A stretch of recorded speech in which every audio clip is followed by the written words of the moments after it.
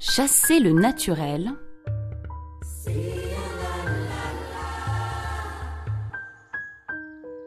Le lièvre et le singe discutaient avec enthousiasme. Et tout en conversant, chacun d'eux laissait libre cours à son tic familier.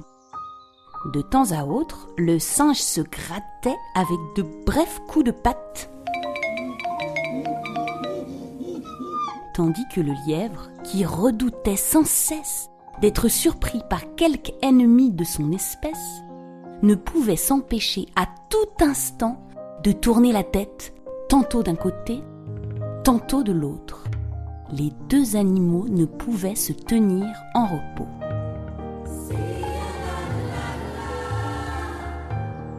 « Il est extraordinaire, vraiment, fit observer le lièvre au singe, que tu ne puisses laisser passer une minute sans te gratter. » Ce n'est pas plus étonnant que de te voir sans arrêt tourner la tête dans toutes les directions, riposta le singe. Oh, protesta le lièvre, je saurais bien m'en empêcher, si j'y tenais absolument. Eh bien, voyons si tu pourras y parvenir.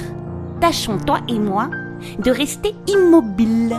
Celui qui bougera le premier aura perdu son pari.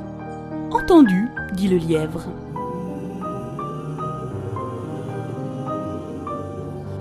Et tous deux s'efforcèrent de ne plus faire le moindre mouvement.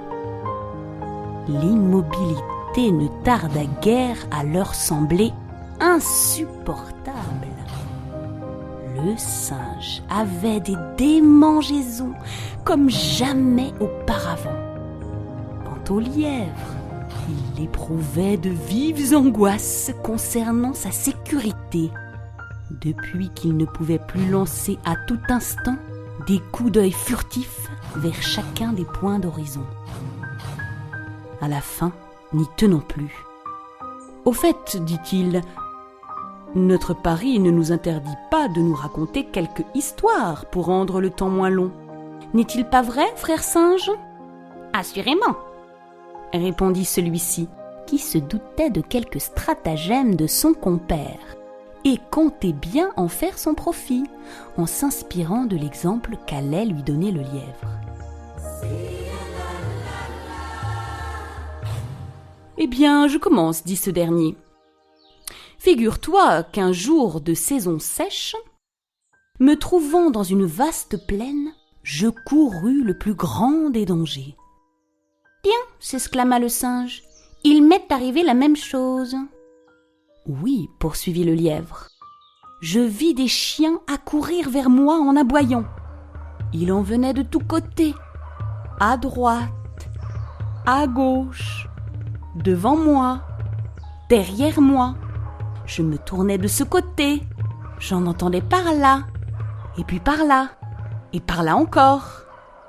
Et tout en parlant, Sire Lièvre, comme entraîné par son récit, mimait ses inquiétudes en cette fâcheuse situation et regardait dans toutes les directions auxquelles il faisait allusion.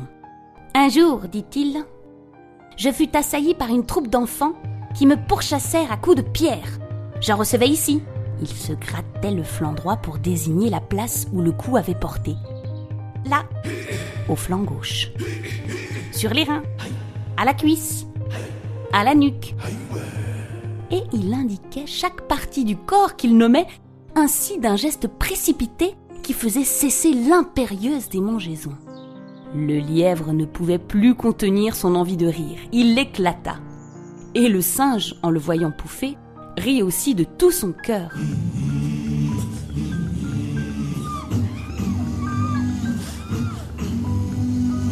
Vois-tu, nous aurons beau dire et beau faire, jamais nous ne changerons notre naturel.